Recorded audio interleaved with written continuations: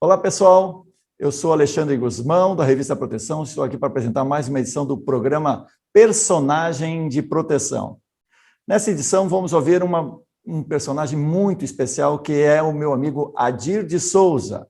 O Adir é um técnico de segurança que há muitos anos, há mais de 40 anos, atua na área de segurança do trabalho. O Adir é atualmente presidente do Sintespar, o Sindicato dos Técnicos de Segurança do Estado do Paraná.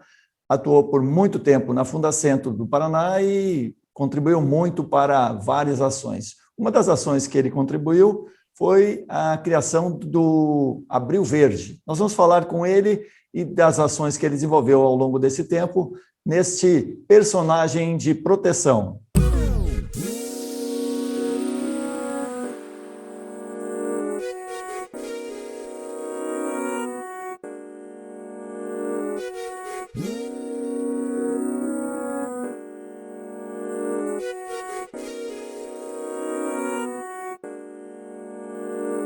Olá, Adir, tudo bem? Seja bem-vindo ao Personagem de Proteção. Obrigado, Alexandre, parabéns. Ser personagem de proteção é uma responsabilidade, né? Porque essa revista, o Grupo Proteção, né, tem hoje, pode-se dizer, um centro de excelência do conhecimento da segurança e saúde no trabalho. E à frente é você, Alexandre, que tem tocado esse trabalho com muito afinco. Não só como empresário, não só como empreendedor na área, que eu conheço bem o quanto que é difícil empreender na área nessa aí, principalmente para os pequenos, né? Então, tenho a obrigação de dar uns parabéns com muito carinho, com muito respeito, porque sei da importância que é, da forma que você faz, pensando verdadeiramente na prevenção, não só no lucro, né? Não só no lucro. E hoje tem um monte de gente, empreendedores na área de segurança e saúde no trabalho, mas não tem o trabalho social. E esse trabalho que você está fazendo não é só um trabalho de segurança do trabalho, não visa lucro, mas sim faz uma coisa muito importante, que é um registro histórico da segurança e saúde no trabalho, vira uma biblioteca da história, né, de um resgate histórico de segurança e saúde do trabalho no nosso país. Parabéns para você, parabéns para o Grupo Proteção, e estou à tua disposição aí para colaborar com a minha humilde história de segurança e saúde no trabalho no Brasil. Obrigado pelas suas palavras, Adir, mas tua história não é humilde, não, tem um trabalho muito legal. Eu te acompanho, não digo 40 anos, mas há uns 30 anos a gente já se cruza por aí. Tivemos vários eventos juntos, né? Até uma época fizemos a caravana Prevensul aí pelo interior do Paraná, que foi muito legal. Convivi alguns dias contigo, visitando várias cidades aí desse maravilhoso estado brasileiro. Bom, Adir, vamos começar pelo começo, né? Aliás, eu queria te lembrar uma vez, tu contou uma história que eu queria ver se era história para palestra ou se era verdade, né? Lá atrás, quando tu começou a trabalhar em segurança do trabalho, tu teve dificuldade para explicar para a tua família o que era segurança do trabalho. O pessoal te confundia com vigilante. Explica um pouquinho essa história aí. Eu conto nas palestras, né, porque é complicado. Segurança do trabalho, a sociedade não sabe bem. Por isso que eu acho maravilhoso a criação do Abril Verde, porque a gente sai da segurança do trabalho de falar somente para o umbigo e acaba falando para a sociedade como um todo, né? Então isso tem uma importância muito grande.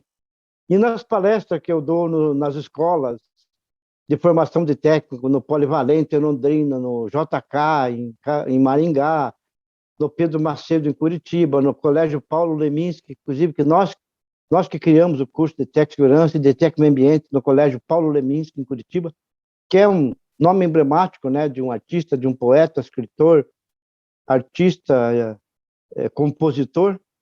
E um dia como é que fala hoje em dia, deu um insight, assim, e eu brinquei com isso, né, falando que eu não consegui explicar para meus avós paternos e maternos o que era segurança do trabalho e morreram pensando que eu era vigilante. Porque eu tenho dito hoje em dia, quando o técnico de segurança consegue explicar para os avós o que é segurança do trabalho, que é cuidar da saúde dos trabalhadores, para que não se acidente, não fiquem doentes com a poeira, com os riscos de ruído, não fique surdo, quando na fábrica de bateria ele não fique doente lá por causa do chumbo, do ácido sulfúrico. Quando ele consegue explicar isso, ele está pronto para ser técnico de segurança do trabalho. Porque é o maior teste é ele explicar para a família. Tanto é que, quando um técnico de segurança chega em um evento, fora da segurança do trabalho, dificilmente ele se apresenta como técnico de segurança.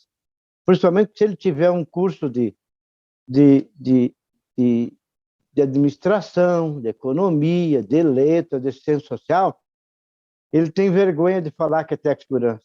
É mais fácil, né? É mais fácil dizer que é administrador de empresa do que técnico de segurança. Apesar de que ele vive de técnico de segurança. Né? E eu vivi isso não só fora, né? Na Fundacentro também. Né? O cara recebe lá técnico de segurança. E eu digo isso porque nas primeiras reuniões que a gente fez em 80 e 90, na criação da força sindical, que o Sintespar, o Sintesp e o Sintesc, Santa Catarina, nós participamos desde a criação da CGT, quando o Brasil pôde criar centrais sindicais. E eu fui conversar com o Medeiros de Segurança e do Trabalho para falar para o Medeiros, né, Luiz Antônio de Medeiros, né, não vou falar o apelido dele aqui, mas da importância que é uma central sindical ter uma Secretaria de Segurança e Saúde no Trabalho. E o Medeiros era o presidente do Sindicato dos Metalúrgicos, o maior sindicato de trabalhadores da América Latina. Eu enchi o peito para o Sindicato dos Técnicos de Segurança do Trabalho do Estado do Paraná. E o que você tem que falar isso? Eu falei da importância, falei como é que se chama, occupational health na Europa, na terminologia, na língua inglesa, e não sei o que e tal. E falei, daí ele falou, senta aqui então, me fala mais disso. Daí eu falei, a Central Única dos Trabalhadores não tem uma específica de segurança e saúde do trabalho, tem Secretaria de Saúde. E nós precisamos criar uma, porque a importância dos acidentes de trabalho, perde a previdência, perde as empresas, perde e sofre, né, as mazelas da dor, as pessoas, o trabalhador lá na sua família, todos, né, sofrem com a perda de um parente e as deficiências, mão, perna, braço, 15 mil que ficam inválidos. Quando eu falei isso, daí ele mudou. E nós criamos, né, e o Gaspar José Ferraz de Campos, Gaspar José Ferraz de Campos, que depois foi presidente da Fundacentro. Ele virou, e daí indicamos outra pessoa, equivocadamente, para assumir a Secretaria de Segurança e Saúde do Trabalho da Força Sindical na época. Mas a importância de a gente assumir, quando a gente faz algo, né? Se eu fosse gari, eu ia dizer, eu sou gari, eu cuido da limpeza de Curitiba, do meio ambiente. Até Juscelino Kubitschek, uma vez, tem um livro dele que conta a história dele de Diamantina, e ele conta a história de Brasília. E ele fala que ele ia de manhã, né? 5 e pouco da manhã, ele pegava o avião do Rio de Janeiro e ia para Brasília. Ia visitar a obra. E um dia ele estava visitando a construção lá da Catedral de Brasília, e tinha um trabalhador que perguntava, daí, tudo bem, o quê? Está recebendo salário? O que você está fazendo aí? Ele perguntou para um trabalhador, e era um trabalhador espanhol. Daí ele falou, eu não sou pedreiro, eu estou construindo aqui a catedral, que vai ser a catedral da capital de um dos maiores países do mundo. Então, não é só o trabalho de pedreiro. Quando a gente está cuidando de um trabalhador para ele não se acidentar, dando um óculos, você não está cuidando só dos olhos daquele trabalhador. Você está cuidando da saúde dos trabalhadores do Brasil. Então, o segurança e saúde do trabalho é muito mais do que não sofrer acidente. Né? Saúde é ele ter moradia decente, trabalho decente, salário decente, ter creche para o filho dele, ter unidade básica de saúde próximo da casa dele, né? E esse trabalhador vai ter saúde, né? E vai ser muito mais importante ele ter essa condição de vida digna, né? Segurança e saúde do trabalho passa por isso também. Quando eu falo de criar políticas públicas em segurança e saúde do trabalho, isso já existe, né? Tem amparo legal para isso e as pessoas esquecem disso, né? Aqui em Curitiba tem um programa chamado Mãe Curitibana. No quarto mês, a mamãe já sabe qual hospital, qual maternidade vai ganhar seu bebê. E tem um acompanhamento. Chama-se Programa Mãe Curitibana. Que todo mundo, cada eleição aqui, um prefeito quer ser o dono desse programa. E nada, foi para o pessoal que criou o SUS, né? Pessoal antigo, que criou esses programas de política pública em saúde, né? E segurança do trabalho está junto. Que nós cuidamos, eu brinco nas palestras, a gente cuida, dentro dos conselhos municipais tem lá esse programa de saúde da materna, da saúde da criança, da saúde do homem, da saúde mental, né? E quando ele cresce, fica adulto e vai trabalhar, nós largamos dele. Pode ficar surdo, pode perder dedo, mão e braço. Então, quando a gente fala da assiste é para isso. A Comissão Intersetorial de Saúde do Trabalhador e da Trabalhadora, assiste é que vai discutir no Conselho Municipal de Saúde, lá em Juí, lá em Nonoai, que tipo de acidente e doenças atinge os trabalhadores lá de Nonoai, lá de São Leopoldo, porque é lá na comunidade, lá junto com a associação comercial, com os diretores da saúde, com os diretores da Secretaria Municipal de Saúde, sabem bem que tipo de doença, que tipo de acidente ocorre com os trabalhadores. E a gente sai dessa visibilidade somente ENR, técnica, e segurança e saúde pode se tornar política pública, sim. Né? E já existe em várias dezenas de cidades do Paraná e do Brasil, né? E isso o pessoal não escuta muito. Deixa eu só te fazer uma observação. Na verdade, te conheço há algum tempo e tu sempre teves essa visão de que a segurança não é uma coisa só uma coisa fechada na segurança, né? Ela é bem mais ampla.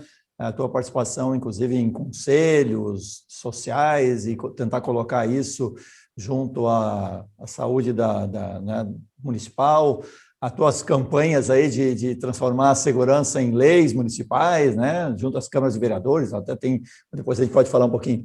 Mas onde é que veio essa tua visão? Na verdade, quando tu te formou, eu estou imaginando que te formou em 74, 75? 75, novembro de 75. Não era técnico ainda, né? Não, era supervisor de segurança. Supervisor de segurança. Era supervisor de segurança. Essa visão veio por participar disso que o pessoal chama aí de comunista, dos movimentos de esquerda. Esse troço que o pessoal tem medo. Meu Deus. O SUS, o SAMU... Tu é um agente perigoso infiltrado aqui e vamos ter cuidado, então, né? Essa visão pública de saúde, né? A visão, o conceito é o seguinte: esse copo aqui tem um valor, né? Para quem vende, quem fabrica. E a saúde, o meu problema de fígado não pode ser objetivo de lucro. Um conceito que o pessoal falava, né? Saúde não pode ser. Então, é complicado, né? A gente vê alguns países que não têm, tipo Estados Unidos. Estados Unidos não tem saúde pública. Se você chegar lá, se é um seguro, e você sabe disso, se é um seguro internacional de saúde, e torcer o pé na saída do aeroporto e for para o hospital, já vai $300, $500, sabe Deus quanto. Não tem essa, né? Então, e segurança e saúde não pode estar dissociado disso, a segurança e saúde no trabalho. Não, a importância de ter o trabalho, previdência. Por que na Constituinte de 88 foi mudado para Seguridade Social, para ampliar essa? Em muitos países da América Latina, Peru, Bolívia, Chile, não tem essa seguridade social do acidente do trabalho, né? Mesmo aqui que nós temos essa ampla cobertura da previdência, um trabalhador que se acidenta, Alexandre, se ele ficou 22 dias afastado, os primeiros 15 dias a empresa paga. Esses 20 dias que ele ficou lá, que não é da previdência, que é a previdência que tem que pagar, sabe quanto tempo leva para ele receber? Leva 3 meses. Agora, com a pandemia, está demorando muito mais ainda. Então, você imagine, você recebendo o salário normalmente para sobreviver já está difícil. Você imagina, então, se ele leva 3 meses para receber aquele atrasado lá quando ele volta a trabalhar. Então, é muito difícil. Então, a importância, né, da gente dar essas garantias de direito às pessoas, né, esse conhecimento veio da participação do pessoal que pensou o SUS, a criação do Sistema Único de Saúde. Então, foi muito importante, né? E isso não foi uma construção, não foi uma coisa do Estado, vamos fazer para ajudar o povo, não, foi uma construção. Da sociedade. Da sociedade, e não é de agora, de 88, não. Se eu estudar um pouquinho sobre a história da saúde pública no Brasil, vem lá na década de Getúlio Vargas, já tinha o pessoal pensando em saúde, né, ampla para todos, integral.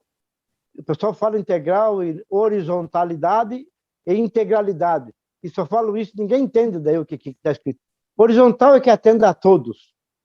Porque nessa época aí de 80, quem tinha direito a se consultar no médico é quem tinha carteirinha do INAMPS. Então, só quem estava trabalhando, quem tinha carteira assinada. As outras pessoas, não. Então, isso atender a todos, né? E, claro que precisa melhorar, claro que tem muita coisa por ser feita. Mas, infelizmente, a pandemia mostrou a importância que tem o SUS, o Sistema Único de Saúde. E por que eu defendo segurança do trabalho como política pública? Porque a capilaridade que tem a saúde não vai existir nunca no Ministério do Trabalho. Os auditores fiscais do trabalho hoje é 80% menor do que era 20 anos atrás. Em vez de aumentar, ele diminuiu o Ministério do Trabalho. Até acabou agora, está voltando, graças a Deus. Mas os auditores fiscais do trabalho diminuíram muito. Então, a capilaridade que tem.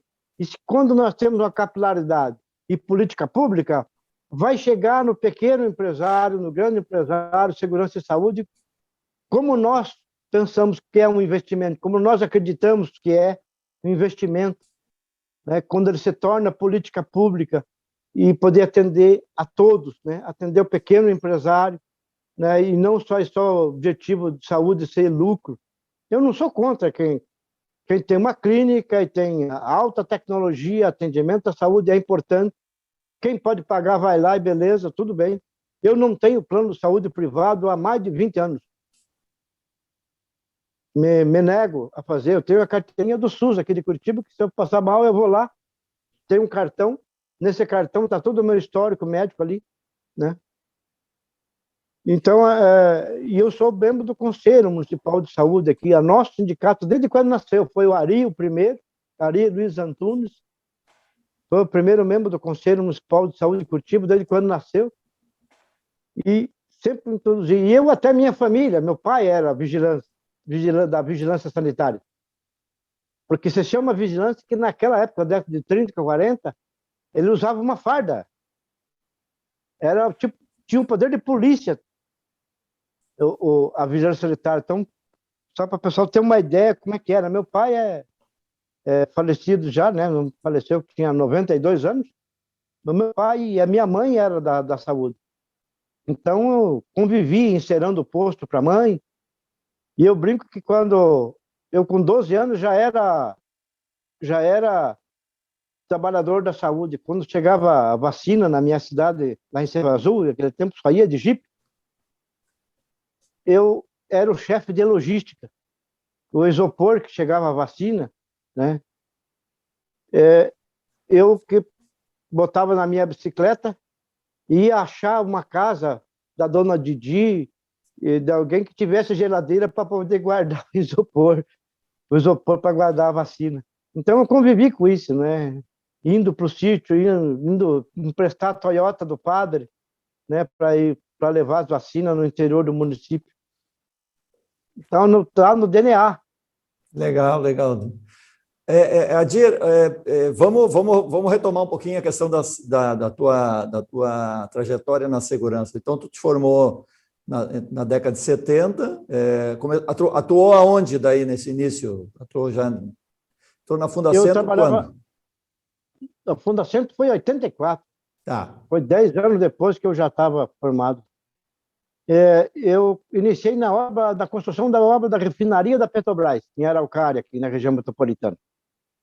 Então tinha muita vaga e eu fui trabalhar lá, um amigo meu, na área administrativa, com o engenheiro, chefe de produção da obra. Eu que acompanhava, pegava os desenhos, mapas, ia lá no pipeway. Pipeway é aquele pipe é tubo em inglês, que vê quantos foram soldados e fazia o lançamento da produção do dia, passava para o engenheiro, e daquele engenheiro, cara especialista, com pós-graduação em solda na Suécia, né? Aquela loucura de obra. E daí, na mesma sala, ficavam vários engenheiros, um eletricista, outro do civil, outro engenheiro mecânico, e tinha um engenheiro civil, Luciano de Souza Menezes, que também era um engenheiro de segurança, um pernambucano, que quando estava só nós dois na sala, ele ficava ensinando a dançar frevo. Ele morava no Rio de Janeiro. Nunca mais eu vi. Luciano de Souza Menezes, já procurei nas redes sociais, nunca mais eu vi. Um ser humano maravilhoso. E junto tinha outro pernambucano, que é o Manuel Martins de Araújo Filho, já falecido com um câncer aí há 3 anos atrás, em Foz do Iguaçu. E um dia choveu demais aí a Araucária e deu enchente, já tinha as canaletas, a refinaria estava começando a ter o pessoal da Petrobras dentro da refinaria e deu enchente, ficou perigoso, fomos isolar a área e eles pediram ajuda, eu fui ajudar e daí eu fui entender melhor o que eles faziam. E daí eu vi também que das minhas 5 cruzeiros por hora, dava para passar para 10 por hora. E daí fui fazer o curso. E aumentou o número de trabalhadores, como daí a gente já estava morando junto na pensão.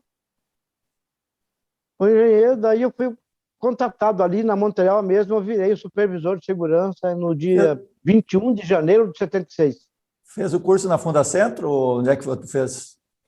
No SESI. A SESI. Nessa época não fazia. No SESI. Tá. Era 240 horas, 264 horas. Na formatura do curso estava lá o presidente da FIEP, você vê a diferença do Dr. Mário de Mário, que depois eu fui trabalhar na empresa dele, inclusive. E na Montreal Engenharia, depois fui passado, depois fui para uma empresa de cimento, Cimento Itambé, fiquei 3 meses lá.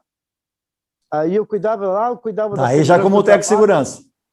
Não, como supervisor? Supervisor de segurança. Tá. Supervisor de segurança. Daí eu cuidava também da vigilância, que o pessoal tinha muito militar que fez o curso naquela época, pessoal que saía do exército, bombeiro, muito bombeiro, virou técnico de segurança também. E eu fui cuidar da segurança patrimonial também. Daí um dia colocaram, o motorista me ligou que, o vigilante ligou que subiu num caminhão e tinha uma bobina de cabo trifásico em cima do caminhão. E a gente foi verificar e estavam roubando dessa grande empresa aí. E daí uns dias, demitiram um diretor administrativo dessa empresa. E daí demitiram a mim e o seu Hélio. Eu tinha acho que 2, 3 meses de casado dessa época. Aí voltei para a obra de refinaria da Petrobras de volta.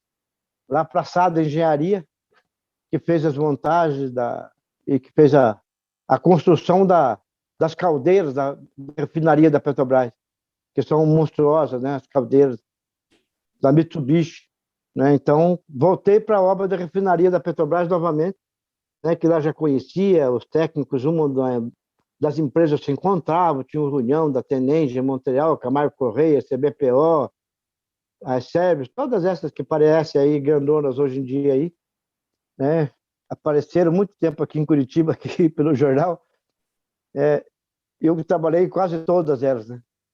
Daí fui para a barragem, pela SAD, mas daí como demorou a iniciar a obra lá, o seu Nilson, que era o chefe de recursos humanos, já disse, não posso ficar com você aqui, 4 carpinteiros, um mestre de obra, um engenheiro, e um técnico de segurança, e um supervisor de segurança. Mas vamos lá na Camargo Correia, então. Daí ele foi lá na Camargo Correia, vamos lá pedir uma vaga para você. Aí fomos no escritório da Camargo, o cara disse, não tem, mas é só para mês que vem.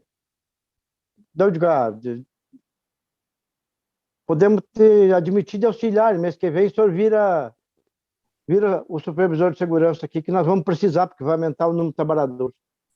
Digo, não, eu vim embora. Quando eu estava na rodoviária lá, o cara falou, digo, não, o senhor volta aqui, entra mês que vem, eu já coloco você como supervisor.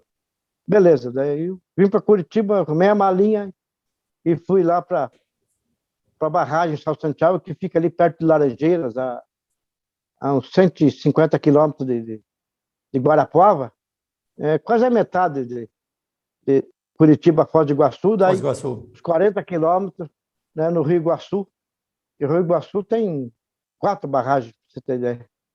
Então foi lá na Camargo Correia e dali no segundo mês já virei líder de turno, né, e a gente fez um trabalho maravilhoso lá, que a Camargo Correia recebeu até de um banco internacional um parabéns pela obra, né, pelo número de acidentes pequeno, pelo número de mortes pequeno. E depois fui para Foz do Areia. Foz do Areia daí já era outro papo, na CBPO, daí não era Camargo Correia, na CBPO. E lá eu encontrava trabalhadores das ruas, lá, a gente reclamava que em São Santiago vocês enchiam o saco da gente, mas aqui está complicado para conseguir calçado, para a gente conseguir óculos. O isolamento de área aqui é complicado quando detona os fogos na barragem.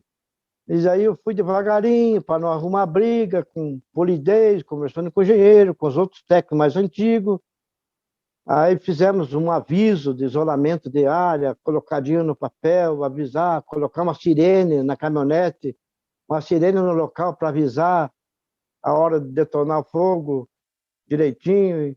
E fomos devagarinho, foi uma grande experiência também na CBPO.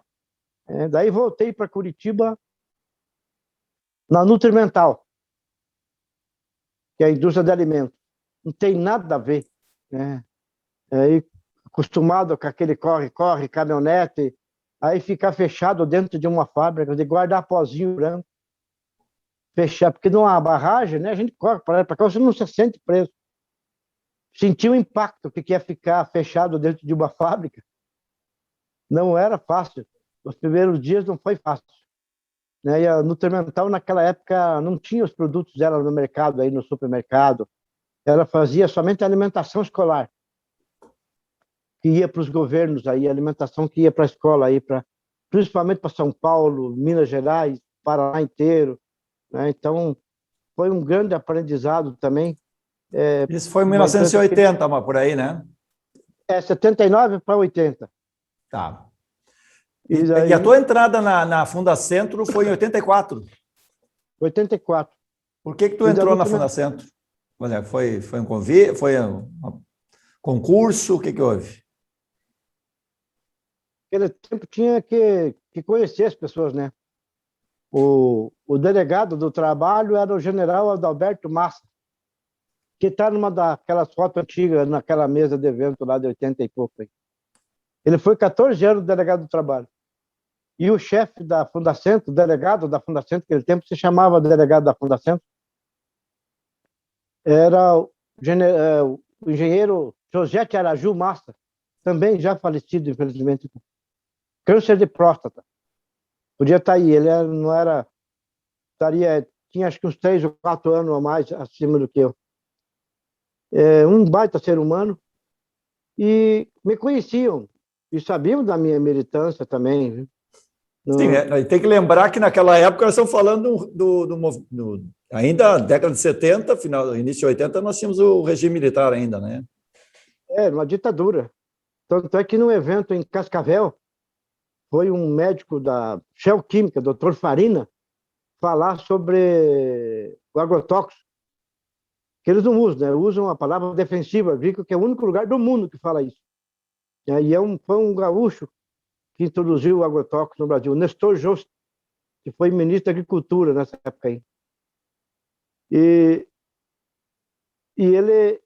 esse médico lá, cara, fantasiando, falando que é maravilha, que não tinha problema, né? E não falava a palavra veneno, falava defensivo agrícola, que se aplicar direitinho, a favor do vento, não sei o que lá. e mostrou aquela máscarazinha, aquela de feltrozinho, sabe? Aquela para poeira, que é 3 horas de poeira, você tem que jogar fora. Eu não aguentei, subi lá e catei o microfone e falei, digo, doutor Farina, o senhor não faça isso, o senhor está mentindo para o povo. E daí o general Massa estava no evento, Zadirzinho, pelo amor de Deus, saia por aqui, não faça isso. Você vai ser preso, isso aí. Os homens, ele me cochichou no ouvido, os homens estão aí, quer dizer, o pessoal do SNI estava ali, né? E aquele tempo, e não tem nada a ver com ato terrorista, né? A gente está preocupado com a saúde do povo. Está defendendo as pessoas, né? As pessoas.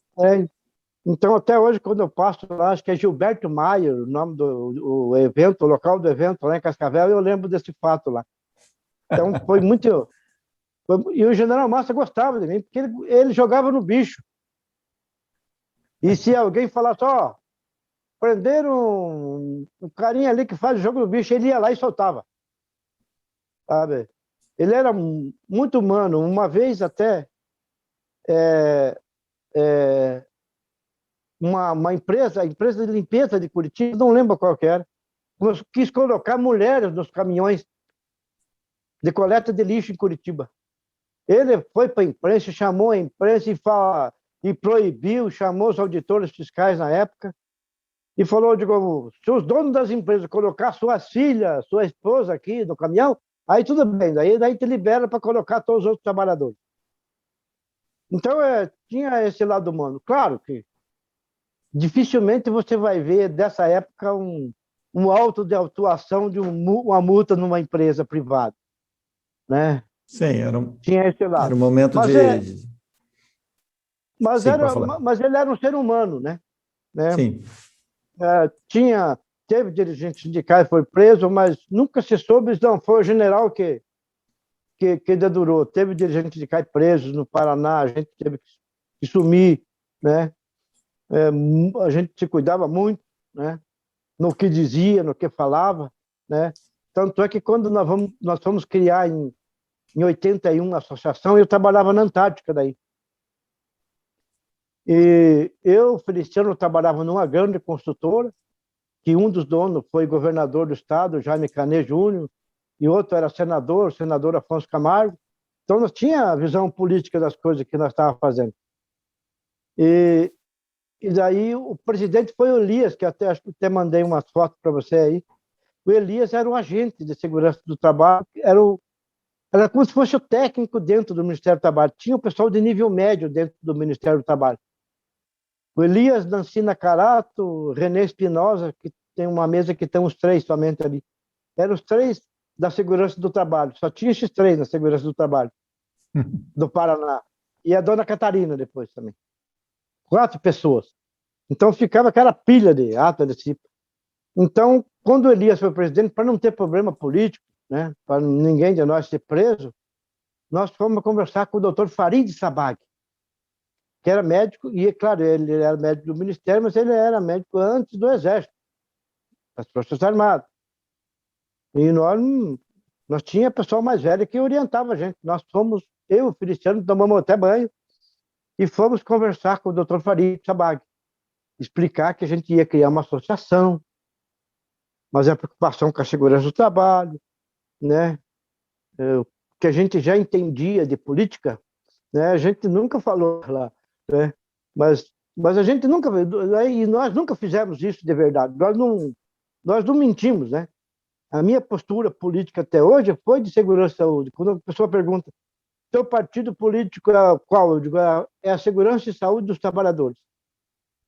Se tiver que pagar a pena, e eu já paguei uma pena, e daí, em 84, a gente veio para a Fundacentro, criamos essa associação e viajamos para Londrina, para Maringá. A associação foi criada a Provesp, como é que era o nome da...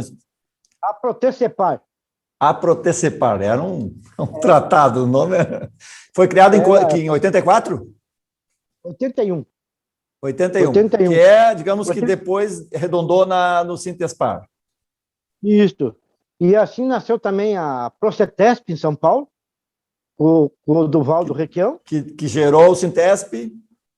Isso, e a Petesc, que era em Santa Catarina.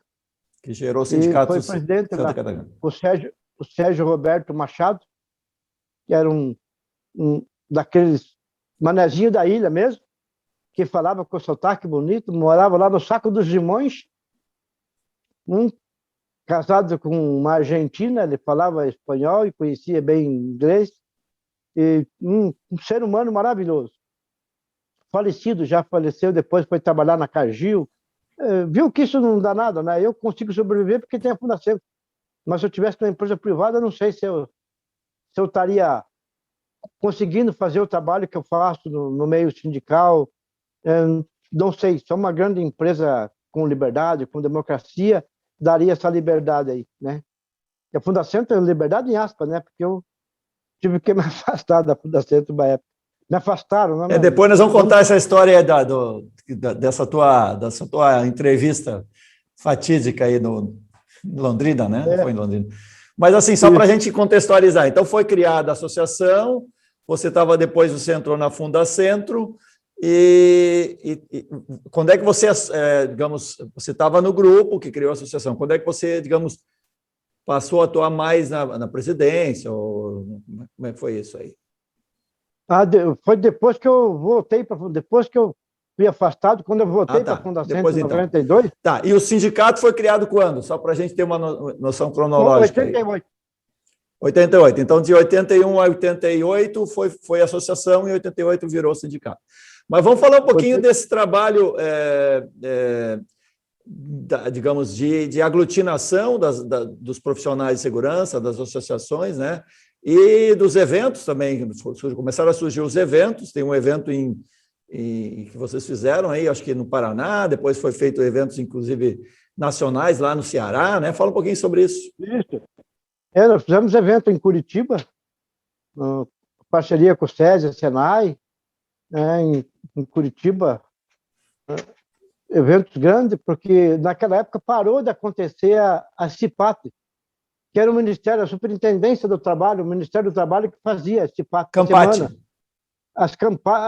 Junto da Campate. A Campate era nacional. Ah. Né? E daí, nessa Campate, nos estados, e está lá na NR1, desde 71. Mas o pessoal não lê, né? Então, acho que agora mudou, né? Agora não está mais. O Abril Verde fez a Campate renascer de volta. Isso que verdade. Não tira o mérito do Almeida lá no Ministério, na Secretaria do Ministério do Trabalho, do Ministério da Economia, de recriar aí novamente a Campate. Está de parabéns. Está de parabéns. Então, parou de acontecer as Campates e as semanas estaduais. E nós passamos a fazer. Daí, com sacrifício, pegando telefone de empresas na lista telefônica. Nós ficávamos até 11 horas, meia-noite, na associação ali, perto da Praça Osório, ali em Curitiba. Até 11 horas, meia-noite, um grupo 5, 6 ali, copiando, fazendo os envelopinhos no convite na mão. Os convites, o folderzinho era feito pela Escola Gráfica do Senai. Aí tinha um professor, eu esqueci o nome dele agora. Eu sou bom de memória, mas hoje em dia já está fugindo. Que era o nosso amigo. E a gente ia no Senai e o Senai fazia lá o tempo que tinha que fazer, montar aquele clichê lá do negócio lá, né? Então era muito maravilhoso a gente conseguir fazer naquela época os eventos, né? E daí conseguimos fazer evento em São Paulo também. Então, aí em 82 teve o Congresso Nacional de Prevenção de Acidentes, da OMB. Nós tivemos lá. E nessa época o Leonídio criou a Brafistet, Associação Brasileira dos Profissionais de Higiene, Segurança e Saúde do Trabalho, lá na rua Silveira Martins, 115, perto da Praça da Sé, ficava a sede da Brafistet. E com Zé Garcia, que era técnico de segurança da GM, só os caras com uma baita de uma experiência, né? Então, e realizou curso. Então, eu sempre falo do Leonídio porque daqui uns tempos esquecem, né, das pessoas aí que fizeram história. Grande profissional, grande profissional e liderança. E de família muito bem, família rica, viu, sabia? Falar aqui para ficar gravado para a história. O Leonídio é uma pessoa maravilhosa. Então, em 82, a gente foi expandindo, né? E, claro, ir para São Paulo não era fácil. E daí, como a gente começou a aprender o meio sindical, e a gente participou, a gente ia lá e daí achava lugar para dormir nos sindicatos, no Sindicato dos Trabalhadores da Alimentação, na Federação da Construção Civil, tinha os beliches lá para a gente dormir. Então, isso dava uma ajuda. E a gente foi realizando eventos aqui, realizamos eventos em Londrina, em Maringá, em Cascavel. Daí, em Cascavel, inclusive, fizemos lá na associação, um almoço, na Associação dos Servidores Públicos. E em Londrina, a gente tinha um colega chamado Pedro Martinez Romi, já falecido também, com um câncer na garganta,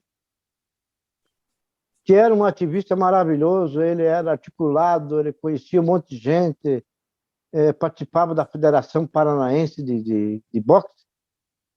Então, ele conhecia, era muito articulado. Ele era carioca, nasceu pequenininho no Rio de Janeiro, e a família, o pai dele era um engenheiro da prefeitura, né, falecido já, morreu num acidente de trabalho, atendendo às obras. O pai dele, inclusive, tem lá o nome de uma rua lá em Londrina, que é o nome dele.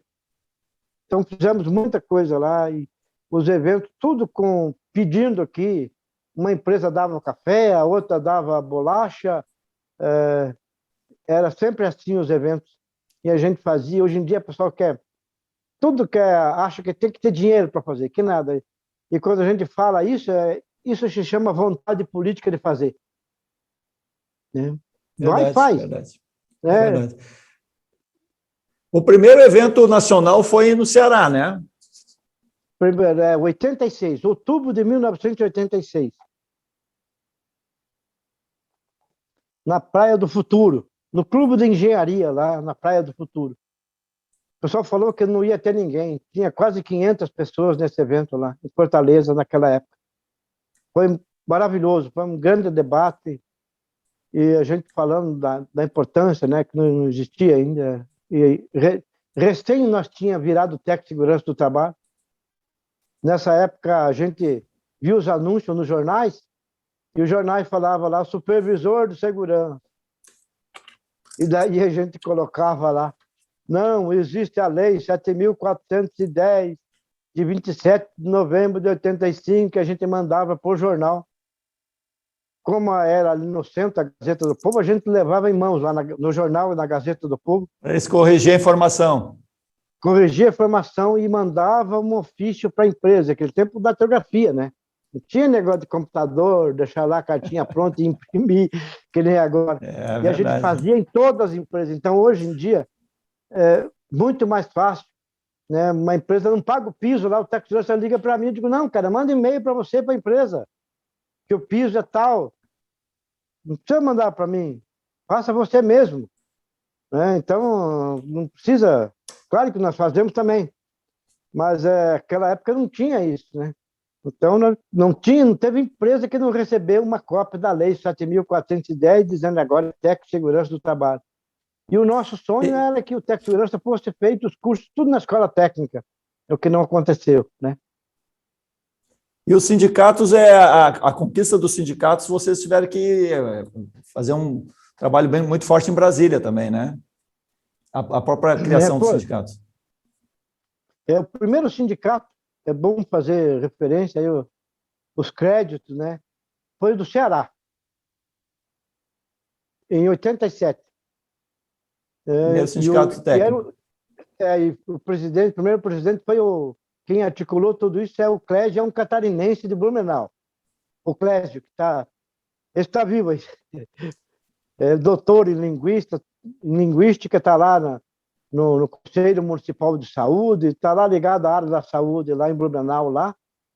E se conversar com alguém da saúde de Blumenau, com certeza absoluta conhece ele, porque ele é uma pessoa crítica, né? Uma pessoa maravilhosa, que foi um dos primeiros, né? Ele fundou o PSB lá em Fortaleza, no Ceará, foi presidente do PSB, começou a denunciar os trabalhadores, o trabalho infantil. Naquela época, imagine falar agora, tudo bem, mas naquela época falar do trabalho infantil na indústria da castanha, na agricultura. Tinha que ter coragem, que a gente come, maravilhosa aí, ela verde, ela sai um leitezinho que dá um leite de limão e vai comendo os dedos da pessoa aqui. Fica tudo no vivo. A gente come aqui, bonitinho, no pacotinho, né? Maravilhoso, né? E acha caro. Então era usado o trabalho de senhoras, idosos, nesse trabalho, e ele denunciou isso. Aí deram um tiro na casa dele, tiro no Fusca dele, e daí um dia ele ligou. Adir, estou em São Paulo, só com a roupa no corpo. E daí eu fui de sindicato em sindicato aqui em Curitiba e fiz fazer não sei como é que chamava, transferência de dinheiro para ele comprar roupa lá, e ele veio até Curitiba. Curitiba a gente comprou ele roupa fugiu para sobreviver, então. Fugiu porque queriam matar ele em Fortaleza.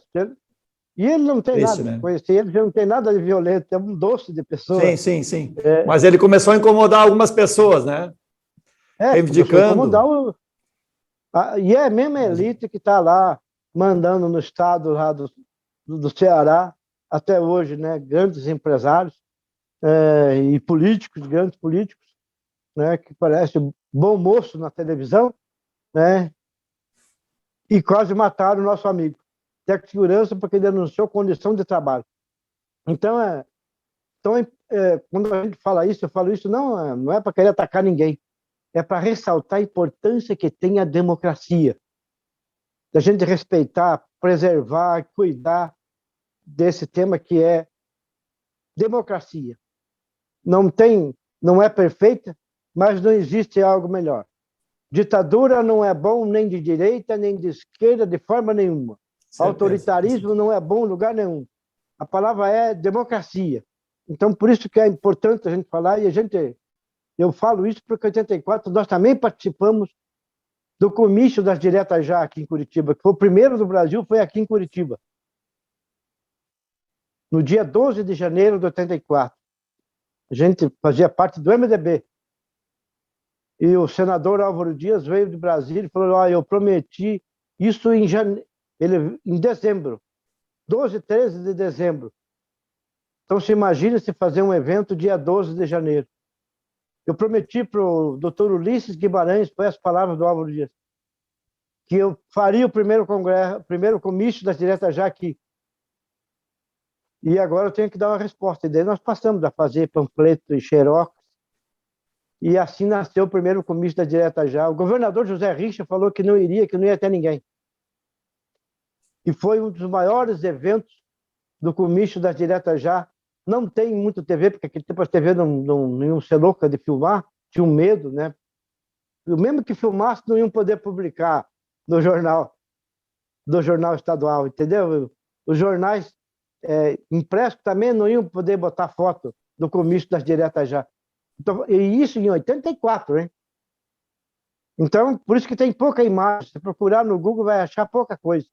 E estava lá, né, Osmar Santos, artista, Sócrates, Fafá de Belém, Fafá de Belém, Tancredo, tudo aquilo que você vê na televisão. Tancredo, Ulisses. Lá, e nós no hotel, aquele hotel pertinho ali, Hotel Del Rey, aí buscando as pessoas para levar para o palco, né? E a gente tem muito orgulho de ter participado desse emblemático ato, né? Porque depois foi para São Paulo. Minha coisa lá, São Paulo, foi mais complicado, né? Maior. E foi grande. Teve violência, né? O pessoal da direita queria participar, a esquerda, né? Porque o pessoal pensa que a esquerda é uma coisa só. Não, tem várias divisões também, como tem a igreja, como tem o jornalista, como tem várias tendências ideológicas, né? Então, o Dom Evaristo Arnes ajudou a apaziguar, né, os ânimos, né? Porque não queriam deixar certas pessoas falar no comício das diretas já em São Paulo. Aqui foi mais democrático, né? Algumas pessoas, todo mundo pôde falar, né? Algumas pessoas mais à esquerda não foi deixado falar aqui, mas foi o pontapé inicial, né? Foi importante para o Brasil. Eu acho que é um marco histórico. E quando digo a gente estava lá, não era eu. é a nossa categoria, os técnicos de segurança do trabalho, colaborando participando de um momento histórico da vida brasileira. Redemocratização do país, né? Então, Mas, isso foi Adir, muito deixa eu te importante. falar. Deixa eu te falar. Vamos para aquele episódio que tu, falando em democracia, tu foi dar uma entrevista lá no Paraná, tu trabalhavas na Fundacentro, Curitiba, e foi a Londrina, né? Eu acho que deu uma entrevista. E daí, conta o que aconteceu lá com essa entrevista. Eu tinha um programa da Fundacentro, um projeto da Fundacentro, Segurança e Saúde do Trabalho na indústria da construção civil. E eu já conhecia o pessoal do Sindicato de Trabalhadores, né, as brigas lá do Sindicato de Trabalhadores, tinha oposição da CUT na época, né? Então, as brigas políticas, e eu fui um dos palestrantes e de obra, que era de obra em obra, né, em construção. E junto estava o sindicato também da indústria da construção civil, a prefeitura municipal de Londrina, e um dia morreu. Já tinha feito outros anos, outras campanhas, 85, 86. Esse foi 87. Uma valeta lá, bem no centro de Londrina, desmoronou e soterrou 4 trabalhadores. E era perto da obra onde a gente estava fazendo a palestra. E nós corremos lá, a notícia chegou e a gente parou a palestra e fomos todo mundo para lá e 2 trabalhadores foi tirado na mão, na terra, até chegar uma máquina e 2 trabalhadores morreram. E tinha um jornalista amigo meu da Folha de Londrina. E à noite a gente se reuniu e eles Adir, quero que você fale aí. E a entrevista virou uma página inteira da Folha de Londrina de denúncia da morte dos trabalhadores. Porque naquela época morria 30, 40 trabalhadores da construção civil somente em Londrina por acidente de trabalho. Era muito grave. E eu disse tudo que tinha que dizer, né? Planejamento, né? Acho que o mais grave que eu falei é que quando você vai fazer um prédio em construção, você pesquisa o solo, você pesquisa o que vai dentro desse prédio para calcular o tipo de viga, né? Tipo de viga, tipo de concreto, que tipo de tudo da estrutura do prédio para saber o que vai dentro. Não lembro nem de colocar uma argolinha para alguém que vai limpar o vidro.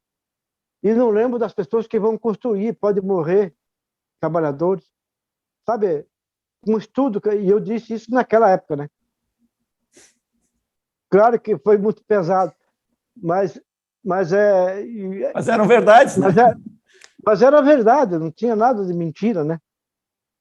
E daí, no outro dia, a Folha de Londrina pagou meia página da Folha de Londrina para dar um pau em mim.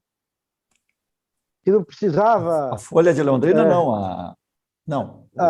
O O sindicato. publicou. Sinduscom de Londrina. O Sinduscom Londrina. Doutor publicou na Folha de Londrina. Que naquela época era um dos 22 maiores jornais do Brasil. Londrina estava nele, e era o único que não era de capital. Então, a importância, né, que tinha a Folha de Londrina naquela época, muito mais que hoje em dia, né? Os jornais perderam muito espaço, né, com o surgimento da internet, mas naquela época tinha um peso enorme, né? Então, e daí aí saiu a OAB, a secção de Londrina saiu em minha defesa, e daí eu fui chamado para Curitiba, e o meu chefe daí me deixou eu de janeiro de 87 até 88, foi feito 2 inquéritos administrativos, e eu fui afastado. Daí, no dia 9 de maio de 88, afastado para apuração de falta grave na justiça. E sem salário. E arrumar emprego. Quem que ia me dar emprego aí, né? Naquela época. Então, fiquei só no meio. Foi pior porque eu fiquei mais capacitado ainda, né? Fiquei só no meio sindical, eleição de sindicato em São Paulo, em Minas, greve de sindicato, greve de trabalhadores. Nessa época ainda acabei indo para a antiga União Soviética ainda, lá em Moscou e no Cazaquistão, em Almatá, no Cazaquistão. Quer dizer, eu voltei para a Fundacentro muito mais preparado em 92 ainda. E daí lia muito mais jornais, né? Não não só Estado do Paraná, não só Folha de Londrina, não só a Gazeta do Povo, lia todo dia a Folha de São Paulo, estava muito mais preparado ainda, né? E Fez pude uma ler muito mais. pós-graduação em sindicalismo e socialismo. É, e eu toquei o sindicato, né? O Feliciano, que era o presidente, e nós criamos aqui no Paraná a CGT, que nasceu a CUT como Santa Única, e eles ficaram dono do... Porque o pessoal não sabe, em 81, 82 teve o CONCLAT, primeiro Congresso Nacional das Classes Trabalhadoras. Não podia existir central na época de ditadura. Quando pôde, daí existia esse Congresso Nacional das Classes Trabalhadoras, todo mundo junto. Todas as matrizes políticas e ideológicas estavam juntos. Nasceu a CUT, claro que todo mundo, a gente sabia que estava ligado ao PT, né? Porque o PT nasceu antes, em 80, né? Então, quem não era do PT, e o problema do PT com a esquerda, né? Não tem importância para quem não conhece a esquerda, mas estava ligado à Igreja Católica, à Igreja, né? Então, muita gente de esquerda já dava o que fora. Então, esse time de PCB, PCdoB, PT, PCBR, que é o Partido Comunista Brasileiro Revolucionário, que é uma tendência do Partido Comunista, isso é papo para uma outra área, mas as várias outras tendências ficaram tudo. E a gente fundou daí a CGT, né? O primeiro presidente foi o Joaquinzão, e depois, 80 e pouco, daí, com o apoio da AFL-CIO, que é a Association Federation Labor, que é a Central Sindical Americana, bancaram Antônio Rogério Magri, né? Medeiros ficou ganhando da cá entre Joaquinzão e Magri. Quem não apoia é porque está apoiando quem provavelmente vai ganhar, né? Aquele cara que fica no meio, não tem nada a ver com isso. Medeiros subiu de Santos para São Paulo, de Mongaguá, lá de Praia Grande para São Paulo, e não voltou para Praia Grande. E foram 3 dias de reunião, pra você ter ideia.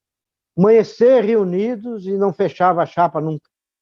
Então, e daí no outro dia, no terceiro dia, aclamaram assim, na marra, o Antônio Rogério Magri, e tinha um link da TV Globo, saiu lá no Jornal Nacional, Antônio Rogério Magri, presidente da Central Geral dos Trabalhadores, né? Daí o resto... Que veio a ser ministro do Trabalho depois, né? Que veio a ser ministro do Trabalho do Collor, né? E daí Collor ficou amigo do time, e o Magri virou... É meu amigo, sabe? E, claro, nessa época lá quebrou pau dentro desse congresso. Sim, o pessoal, sim. Teve gente que foi para o hospital, nós fomos com um caminhão do som. Então, o movimento sindical tem uma riqueza Legal, legal. política e de ação enorme. Mas aí tu voltou para a Fundacentro em que ano, então? Foi em 88? 92. De 88 a 92. Isso. Então ficou nesse limbo aí, conquistou isso na justiça, daí como é que foi? Ou politicamente? Não, na justiça. Teve pode ser até a ajuda de ação política. Joel Pereira Félix era o diretor executivo da Fundacentro. Você conhece, um baita ser humano? Conheço. E ele é cunhado do Magri. E o presidente da Fundacentro virou Roberto Santiago, que é presidente da federação até hoje do Aceio e Conservação de São Paulo, foi deputado federal, presidente do INSS também. E eram meus amigos. Você vê que a luta sindical E a gente foi contra o Collor, né? Naquela época, né? E a gente estava certo, pior que a gente estava certo. E o Joel virou diretor executivo da Fundacentro. E um dia ele me falou, Adir, quero que você me informe da Fundacentro aí, porque eu estou indo para Brasília amanhã e quero que você vá junto comigo, que eu vou ser diretor da Fundacentro. Digo, cara, não tenho nem vale transporte para ir embora. Estou esperando alguém aparecer aqui no sindicato de tarde para me dar o VT aqui, para me ir para casa. Eles, não, eu te mando tal, isso ok, passagem. E assim que aconteceu, ele assumiu a Fundacentro. Aí depois eu só voltei em 92, porque nós recorremos ao Tribunal Regional do Trabalho e passou intempestivamente. A Fundacentro não recorreu, ele não recorrer e eu voltei. E eu já aproveito para agradecer ele aqui, eu já fiz isso em público, em evento em São Paulo, mas para agradecer e gratidão tem que ser eterna. Então, muito importante. E o Magro é meu amigo até hoje, cada vez que eu vou para está com 80 anos, físico forte, mas as diferenças políticas e ideológicas não pode diferenciar do ser humano, não pode ser achar que aquela pessoa, por pensar diferente politicamente, é um mau ser humano, né? Isso aí é ódio, e o ódio só faz mal para o ser humano, né? Tanto é que nem a pessoa que me afastou, eu nunca odiei essa pessoa, que fez de bobagem, por mesquinhez. Hoje em dia eu sei bem, foi só porque eu apareci numa entrevista de uma página inteira de um grande jornal naquela época. Foi só isso. E que é uma grande bobagem, que o que eu falei lá estava correto. E ele quis fazer um H com os empresários, né? Porque ele sonhava ser candidato. Sonhava não, ele foi candidato a deputado, vereador. Com aquilo ali, angariar um troco, dizer eu sacaneei um cara aí, agora vocês me bancam, né? E não é assim as coisas, né? As coisas você tem que trabalhar, né? Eu sempre digo, o único lugar que a palavra sucesso está antes de trabalho é no dicionário. Não existe milagre. É preciso trabalhar muito, sim, é verdade. Não, mas eu acho que essa tua experiência aí é uma demonstração de que o teu ideal sempre foi mais forte do que os teus interesses, né? E eu te conheço há muitos anos e sei das tuas posições políticas, as posições, né? E tu consegue conviver bem com pessoas de diferentes visões de mundo, com respeito, divergindo quando tem que divergir, mas e essa experiência foi muito, muito interessante, e tu ter voltado na época do Collor, na verdade. Eu imagino que foi quando né? No momento que seria estranho, né? O Collor assumindo e botar um cara, quer dizer, readmitir um cara com uma posição ideológica de esquerda, mas que tinha dado uma entrevista em defesa da segurança dos trabalhadores, né? E foi vítima dessa sua vontade de querer defender esses trabalhadores, né? Mas essa é a vida, né? É a vida. Depois de alguns anos, né? Porque a gente já atuava, a nossa associação funcionou na federação, no endereço da Federação dos Trabalhadores da Indústria da Construção Civil do Paraná, que é um pessoal hoje em dia que eu tenho o maior carinho, respeito, até hoje. É importante ressaltar o trabalho que o Sindicato dos Trabalhadores da Construção Civil do Paraná fazem, até em conjunto com o Sinduscom. O Sinduscom aqui tem engenheiro, né? Os sindicatos patronais aqui também tem uma ação em segurança e saúde do trabalho. E o Sindicato dos Trabalhadores de Londrina, de Maringá, de Cascavel, o Roberto, o Jorge Moraes de Maringá, o Denilson em Londrina, o Lorival aqui em Curitiba, todos eles, esses sindicatos de trabalhadores, o César lá em Guarapava, esse sindicato de trabalhadores tem uma ação concreta de segurança e saúde do trabalho na construção civil. Então, eu sonhava que outros sindicatos de trabalhadores da alimentação, da indústria gráfica, de outros representantes de trabalhadores também tivessem uma ação mais efetiva de segurança e saúde do trabalho, né? Importante para todos nós, né? E claro, mas por isso que precisa da proximidade dos profissionais de segurança, engenheiros, técnicos, médicos, visitar o sindicato. Às vezes eles são contra o sindicato sem saber por quê, e nunca foram lá visitar. Eu sempre digo que o técnico de segurança numa empresa, ele tem que ser relações públicas da empresa com o Ministério do Trabalho, com o Ministério Público do Trabalho, com a Secretaria Municipal de Saúde, com a Vigilância Sanitária do município, e lá saber o que tem, o que pode ter de útil, que pode atender a empresa, o que a empresa pode participar também de ação concreta com respeito à segurança e saúde no trabalho. Então, isso é muito importante, né? Claro. Você coloca as ações da empresa para fora, né? Mostrando para a sociedade a importância que é a segurança e saúde no trabalho. Perfeito. Bom, eu queria, a gente já está com mais de uma hora aí de conversa, eu queria que a gente desse um pulo aí, porque se nós for falar da tua história, nós vamos ficar uns 5 dias falando de coisas aqui e a gente tem muita coisa legal. Mas uma coisa que eu queria resgatar é o trabalho que vocês fizeram no sindicato. Eu me lembro, lá nos anos, acho que no início dos anos 2000 e pouco, 2008, 2009, vocês faziam do dia 27 de abril, né, vocês faziam uma passeata no centro de Curitiba, faziam manifestações aí conscientizando as pessoas, eu achava muito interessante. Poucos sindicatos de profissionais de segurança, né, faziam isso. E depois a gente tem um pouquinho, para falar um pouquinho a questão do Abril Verde, mas começa contando esse trabalho que era mais de formiguinha lá, de convencimento, de estar lá com faixas, com manifestações, em defesa da segurança e saúde dos trabalhadores. O que me indignava é o 28 de abril, que é o Dia Mundial em memória das vítimas de acidentes do trabalho, que não acontecia nada.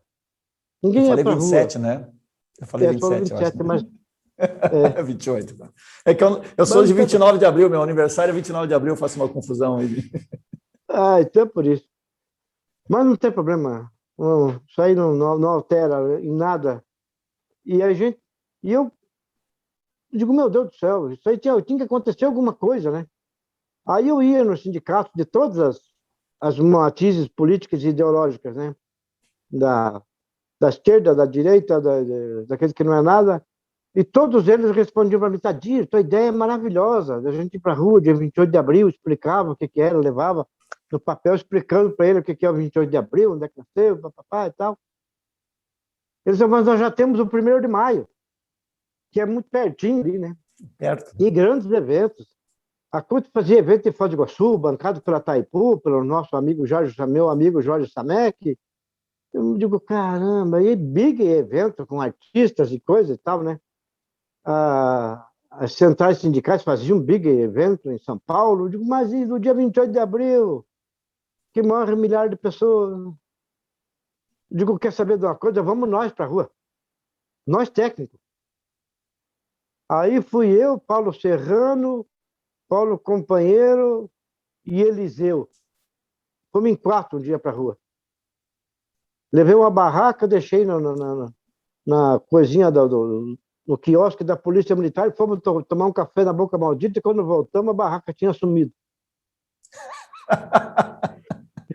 Não é piada, de verdade. Daí colocamos o banner... Roubaram ou recolheram? Roubaram ou recolheram? Roubaram, porque não tinha polícia nenhuma ali. Deve ter roubado. Eu não vou dizer que a polícia roubou, né? Não tinha polícia lá dentro. Não. Aí fazer o quê? Tinha que pagar 200 da barraca de um amigo.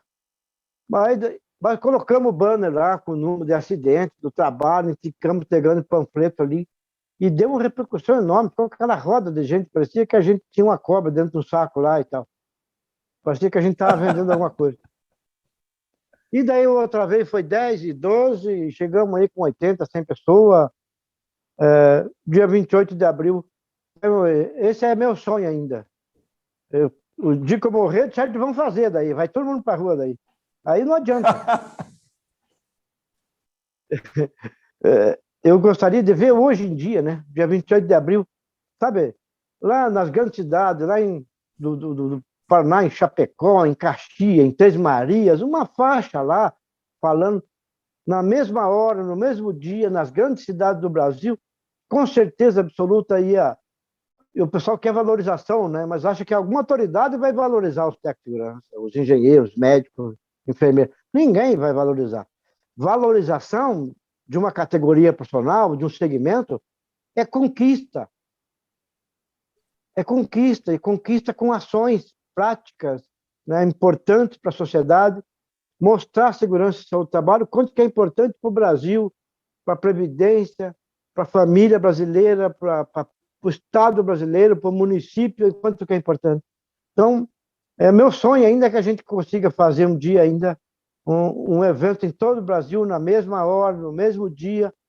Você já pensou que repercussão que daria, todo mundo colocando na internet, nas suas redes sociais, no mesmo dia, uma faixa lá em Porto Velho, lá em Ji-Paraná, em Jaru, em Maceió, Manaus, sabe?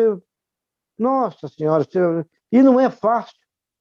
Uns R$ 150 para pagar uma faixa em 4, 5 técnicos, baixa aí 30 cada um, manda fazer uma faixa, e daria para fazer. É só vontade política de fazer. Eu brinco que é que nem aquele, quando a gente era garoto e queria jogar bola e fazer um campo. Cortava uma grama, um cortava um pau, fazia uma trave, um arrumava uma bola, via a mãe de um deles arrumava um pisuco, outro uma bolacha, um capilé, e estava feita a festa, né? E era E, gostoso demais, né? O jogo que nossa era mais Senhora, gostoso que um campo pronto, que era a gente que tinha feito, era, né? era, coisa nossa.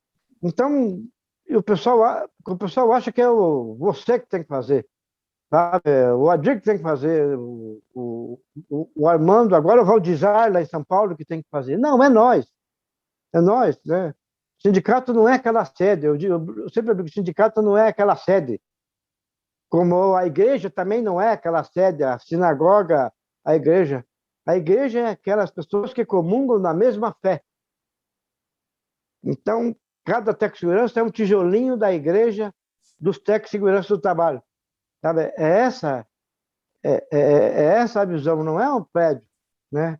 Tem técnico de segurança que liga para mim e fala, digo, Adir, qual o benefício? Eu digo, não, o sindicato não é clube. Você coloca numa ação. Quando a gente paga o dízimo, a gente não está garantindo que a gente não vai ter problema, que Deus vai ajudar a gente. Mas a tua fé garante que você vai ter o retorno do dízimo que você ajudou o povo da tua igreja, né? Então é a mesma coisa. É a fé que você tem de um mundo melhor, é que você tem que apostar no teu sindicato, na tua categoria, e claro, com o direito de cobrar e ter voz ativa, né? Porque se você não ajuda, não tem moral nenhuma para falar coisa nenhuma, né? A palavra é outra, né? Mas não tem direito de falar nada, né? Tem alguns que se acha agora, né, que pode dar opinião em tudo, né? Mas às vezes não deve. Para mim se falar para mim terá a resposta adequada. Então é importante a gente participar, né? É muito importante. E os sindicatos têm um papel importante.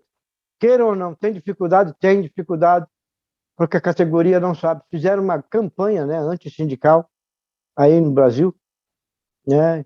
E não tem como não dizer, né? Tem entrevista do próprio presidente da República dizendo que o sindicato tem que acabar. No evento que ele foi na Copavel, lá em Cascavel, na campanha ainda. Então, acabaram.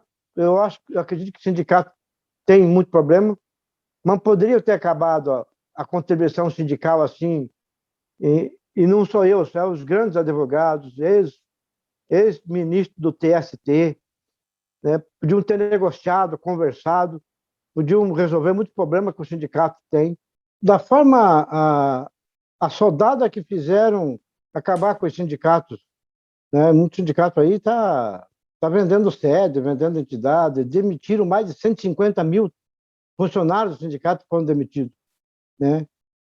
E o que não ocorreu com os sindicatos patronais, né? Então, é uma forma muito grave, eu acho, para um país que vive no Estado de Direito Democrático, né? Os sindicatos fazem parte da distribuição de renda de um país, né? Claro que tem problema, mas podia ser negociado, conversado, né, de forma democrática e não ter acabado de vez assim a contribuição sindical. E claro que poderia, eu, por exemplo, pessoalmente, né, no meio sindical, posso negociar. Mas eu, pessoalmente, era contra, porque os sindicatos tinham a contribuição sindical obrigatória, depois criaram essa taxa assistencial, que eu citei do sindicato, que iniciou lá na década de 60, década de 70, 80, com o Sindicato da Construção Civil de São Paulo. Essa taxa assistencial foi copiada por os outros sindicatos, criaram essa taxa assistencial. E por que era fácil naquela época? A inflação era 30%, 40% ao ano, o sindicato conseguia um aumento lá de 150%, 200%, 300% de aumento. Aí descontava 5% para o sindicato. O trabalhador nem sentia, não tinha noção do que era isso. Como é que o pessoal falava? Isso sai na urina, entendeu? Você nem sentia. E isso virou uma prática. Quando chegou na Constituinte de 88, e a gente participou de perto disso lá em Brasília também, então o que foi criado? Vamos acabar com a contribuição sindical obrigatória, vamos. Foi concordado. O Sindicato de Trabalhadores. Então ela vai ser assim, o ano que vem é 80% de um dia de trabalho, no outro ano 60%, 40%, 20%, em 5 anos acaba a contribuição sindical. Beleza. Bom, já que vai acabar, então, vamos criar uma outra para manter os sindicatos vivos. Aí foi criada a taxa confederativa, para manter o sistema confederativo, né? Sindicato, federação e confederação. Aí criaram mais essa e aí ficou mais uma. Aí o que o sindicato, alguns demagogos, falou? Não, nós vamos devolver a contribuição sindical obrigatória, esse é um dia de trabalho que é descontado do trabalhador. Aí ele botava na taxa confederativa o dobro do desconto do coitado do trabalhador. E saía por bonzinho ainda. Né? Então, eu, do Sintespar, quando eu assumi, ele não tinha, e quando eu assumi, eu nunca fiz isso. Nós só vivia da contribuição sindical obrigatória e daqueles que eram associados. E tanto é que a contribuição sindical, no nosso caso, dos técnicos, a maioria não vinha para nós, não vem para nós. É assim em São Paulo, em Minas, em qualquer lugar do Brasil. A empresa descontava lá dos trabalhadores do técnico de segurança que trabalham na metalúrgica. Vai para o sindicato preponderante. Isso, vai para o metalúrgico, não para nós. Então, eu recebi aqui, acho que a última vez, de além da que a gente mandava cartinha para as empresas e tal, né? E os técnicos nunca deram nem bola para isso, nunca. Né? Eu quero que vá para o meu sindicato. Tinha alguns poucos companheiros que faziam isso. E eu recebi 80 mil reais. Então eu pegava aquele 80 mil reais, a última vez que recebeu, acho que em 1917, acho que 18, dividia por 12 para passar o ano, com uns cursos aqui, um curso em Londrina, um curso aqui em Curitiba e tal. A gente conseguia passar o ano pagando as continhas, sem dever nada para ninguém. E nós desativamos a sede aqui em Curitiba. Só que a gente continua fazendo o trabalho do sindicato, a mesma coisa. Pedindo fiscalização, fazendo as denúncias, fazendo as convenções coletivas. A nossa database é janeiro. Esse ano aí está complicado. Agora que os sindicatos patronais estão assinando a convenção, mas vamos pagar retroativo a janeiro, a diferença do piso salarial, né? E é só Paraná e São Paulo que tem database de negociação. São Paulo acho que é junho, Paraná é janeiro a database de negociação. E é tão importante sim, sim, que se for pesquisar aí a média salarial do Paraná e a média salarial em Minas Gerais, pelo tamanho de Minas Gerais, pelo tamanho da economia de Minas Gerais, em tese teria que ser maior do que a do Paraná. E lá a média salarial é bem menor do que a do Paraná. Então, a gente vê a importância do papel do sindicato estabelecer um mínimo, né, para negociar, para pagar, dar uma garantia para os profissionais. Esse processo foi bastante, complicou muito a vida do sindicato, né? Mas Adier, eu queria retomar a questão do Abril Verde, que na verdade a gente acabou falando das ações que vocês faziam, né, no 28 de abril, e isso acabou redundando no Abril Verde, ou como é que surgiu a ideia do Abril Verde? O Abril Verde saiu redundando disso daí. Também, porque 28 de abril ninguém ia para a rua, e nós fomos para a rua aqui. Conseguimos um dia, veio a Associação dos Técnicos de Santa Catarina, não tinham recriado o sindicato de volta. Veio os alunos, o pessoal do Senai lá de Chapecó, junto com o João Carlos Figueira, e o pessoal veio para Curitiba e fizemos um grande evento aqui. E foi muito importante porque começou a mexer no brilho dos outros sindicatos trabalhadores do ir para a rua. Tanto é que teve evento em Curitiba que os metalúrgicos vieram, o sindicato da indústria da tecelagem veio junto com a gente. Então, foi muito importante. E quando o doutor Michele Caputo era deputado estadual, hoje ele era o secretário estadual de saúde, eu pedi para a gente acompanhar o trabalho do Outubro Rosa. E daí eu fui para aquela rede que a gente tinha lá no Ning, aquela plataforma lá, e comecei a conversar com as pessoas. E daí, junto com a Patrícia Matanazzo... Era um pré-Facebook, aquela rede que você tinha, né?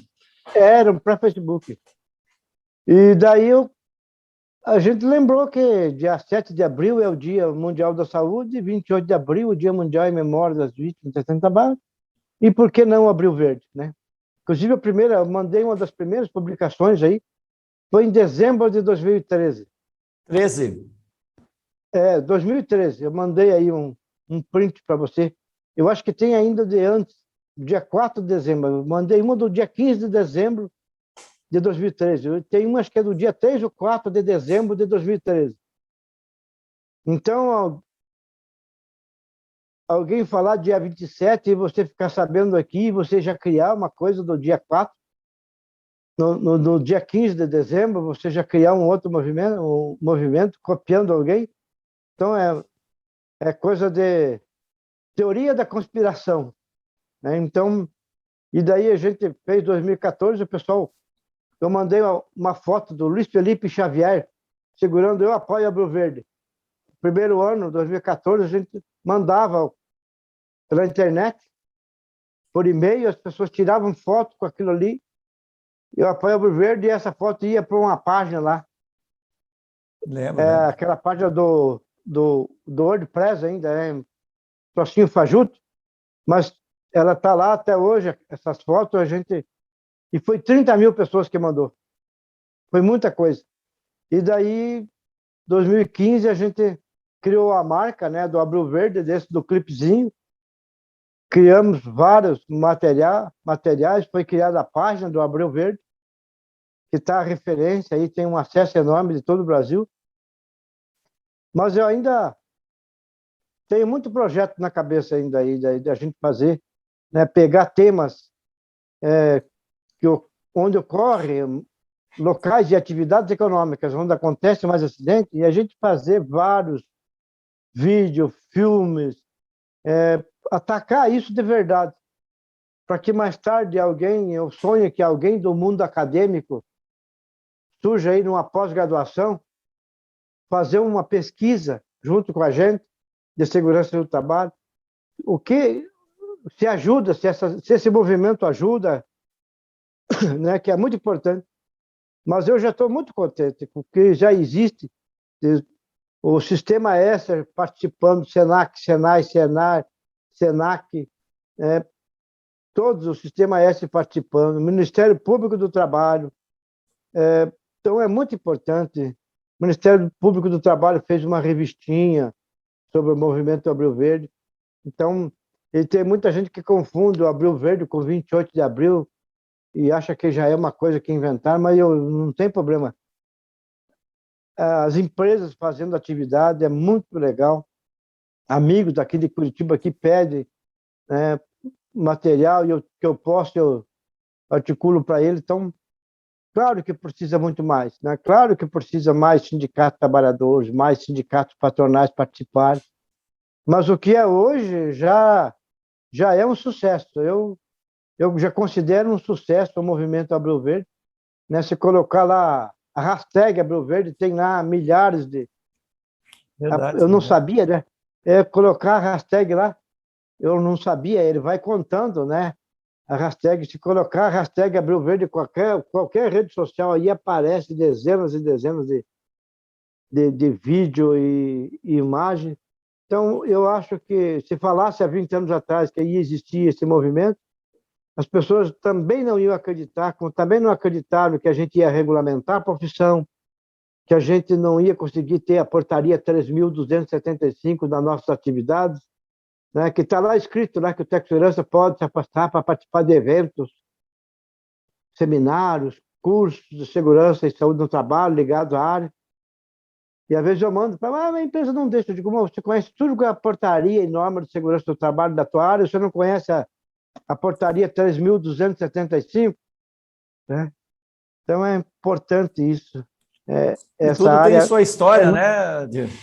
Essas tudo, conquistas foram feitas por pessoas, foram feitas por pessoas que se dedicaram a sua vida para fazer essas pequenas conquistas que foram se somando e a gente está chegando num momento diferenciado, né? Com uma evolução passo a passo, né?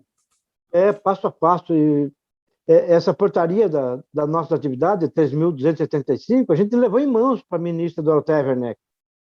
Estava o Sérgio Roberto Machado, Feliciano, Ari, eu, o Wilson Lourenço, de São Paulo, que mora lá em Araçatuba hoje em dia. Então, levamos em mão. E ainda eu ganhei a cerveja, não ia pagar a cerveja na janta de noite. Porque eles duvidaram que eu ia conseguir um abraço e um beijo dela, e eu consegui um abraço dela e então para o gabinete. E ela assinou de cara, uma pessoa tinha o maior carinho pela segurança do trabalho, tinha o maior carinho pelo movimento sindical. Segurança do trabalho, para ela parava para ouvir a gente, fala mais. Uma pessoa da educação tratava a gente de uma forma muito especial, a ministra Dorothea Werneck, que conhecia mais de economia que da área do trabalho. Mas por conhecer de economia e ser sensível, ela entendia muito bem a área do trabalho e a nossa área de segurança do trabalho. Foi uma grande ministra do trabalho. Foi muito importante. Muito legal, muito legal. Então, Esse muitas ações aí, com a tua presença, tu foi testemunho, que nem o Repórter Esso, né? Eu sou do tempo do Repórter Esso, tu também, acho que imagino. Era testemunha ocular da história, o Repórter Esso, e a tua presença também, em grandes momentos, tu estavas presente, né? é o slogan do Repórter Esso, né? Testemunha ocular Era, da história. é, como é o nome daquele jornalista, Milton? Não é Milton? Eu lembrava até o Milton nome daquele Ribeiro? jornalista. Ah, Acho que Heron não é Domingues. Heron Heron Domingues, Domingues Heron Domingues. Heron Domingues. apresentava.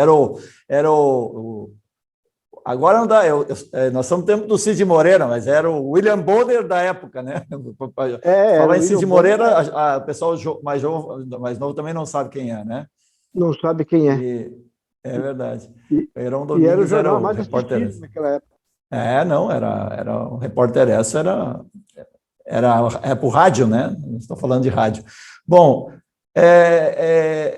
Adir, eu queria agradecer a tua presença. Eu acho que foi um relato muito legal de momentos fantásticos aí, momentos que tu vivenciou ao longo da tua trajetória.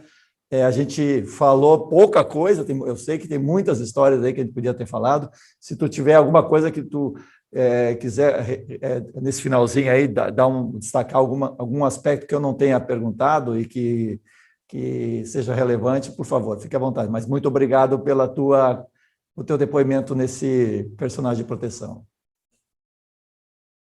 Eu acho que eu ressaltar uma coisa importante. Eu estava numa live com o Júlio Botelho, é um engenheiro, menino lá menino no bom sentido, porque é um jovem, né? Bem mais jovem que eu, lá de Uberaba.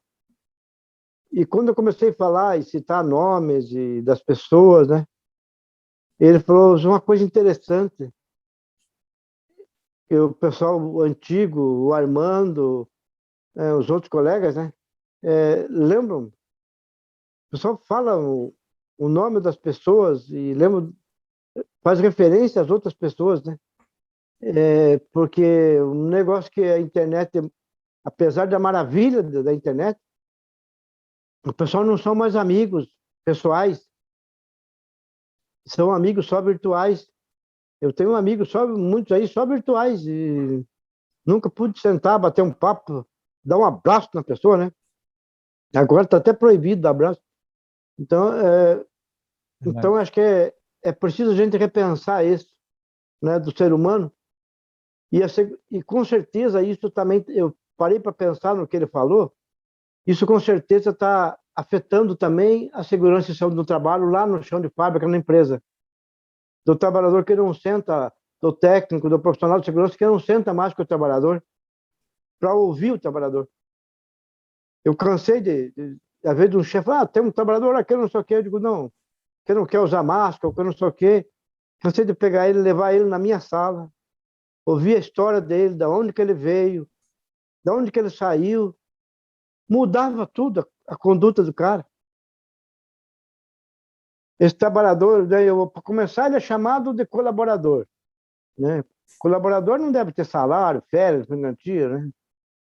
Não sabe entender que é a importância de ser trabalhador, o orgulho de ser trabalhador, de carteira assinada, né? Então, levava ele lá, então, conversa, ouvia ele, e daí eu saía com a mão no ombro dele, falou, cara, você tem uma família maravilhosa, você tem filho maravilhoso, você tem uma família, não merece você não se cuidar aqui, você vai afetar eles. E o papo mudava. A postura desse trabalhador era totalmente diferente. E hoje em dia, não, qualquer coisinha dá uma advertência para o trabalhador, né? Que eu sou totalmente contra. Se punia adiantasse, os caras saíam do presídio tudo santo, né? Se mandava dar um cacete no cara todo dia, né? Um de manhã, outro de tarde, sai de lá um santinho, né? Então, punir nada, é capacitar, é educar, é atenção, é acarinhar. Então, é isso que nós precisamos fazer. Então, segurança no trabalho passa por esse sentimento maior, que é amor ao ser humano. Muito legal, Nadir, muito legal. E exatamente isso, a gente trabalha com pessoas, né? São pessoas que têm vidas, têm suas histórias, têm os seus problemas, e que vão para um local que, às vezes, a gente às vezes não entende por que ele age daquele jeito ou daquela forma. Então, mais uma vez, eu queria te agradecer por ter concedido esse depoimento, a gente resgatar um pouquinho dessa história linda, que é a tua atuação na área de segurança e saúde do trabalho.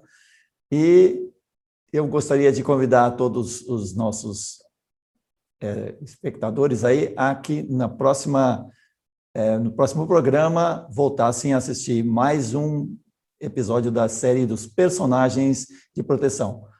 Um abraço a todos e até a próxima edição. Um grande abraço a todos.